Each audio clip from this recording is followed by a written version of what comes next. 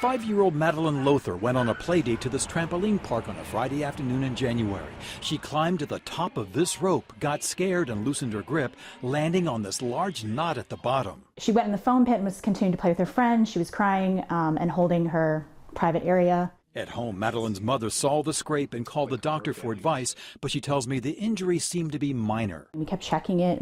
I washed it. We bathed her, but it was kind of like a non-issue after that. Yeah, and by the end of the day, there was no bleeding. It seemed like a full recovery, really, yeah. But that Monday, Madeline mentioned her injury to staff at Landals Elementary School, who called Child Protective Services. That evening, several police officers and a social worker came to the Lothars' home. They just all came into the house, and I was kind of like pushed to the side.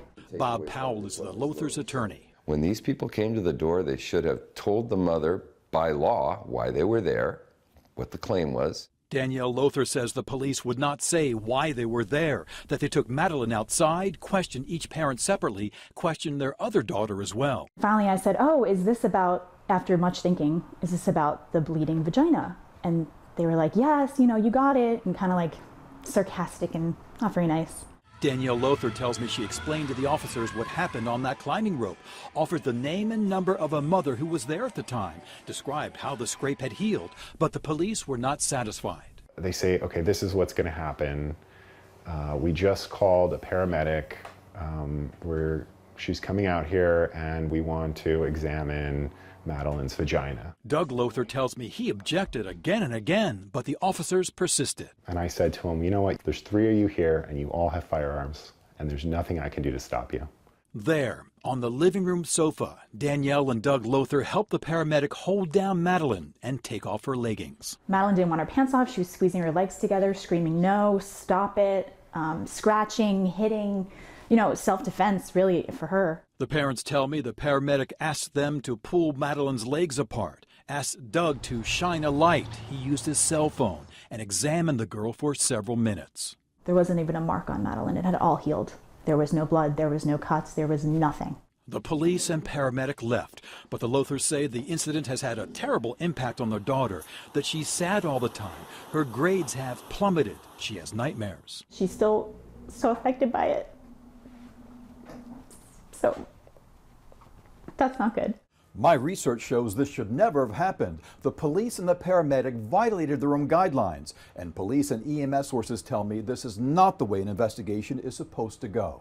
Mountain View Police Chief Max Bozell would not give me an interview, but a spokesperson emailed officers used their best judgment regarding a reported injury in a sensitive area on the child. As such, they called for a female paramedic to advise if there was an urgent need for medical attention. But police department guidelines on suspected child abuse cases say an officer should not detain a child involuntarily who is suspected of being a victim of child abuse solely for the purpose of an interview or physical exam without the consent of a parent or guardian.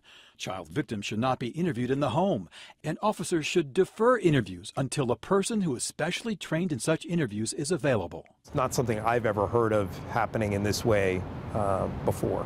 I met forensic psychiatrist Dr. Charles Saldana at a convention at Moscone Center where he was a panelist. He has worked in several Bay Area counties. We try and do things typically in the medical field in order to minimize the risk of trauma to people.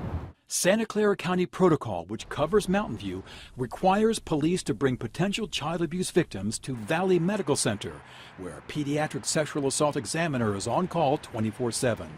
As for the paramedic, her employer, American Medical Response, declined an interview and declined to tell me if the paramedic has been disciplined. It's clearly inappropriate. Peter Green, a retired San Francisco Fire Department paramedic now working as a consultant on EMS issues, echoes what the California EMS Authority told me. Sexual assault exams are not within the scope of practice for licensed paramedics in California. They're not trained. They have very minimal training in sexual assault and even less training with children.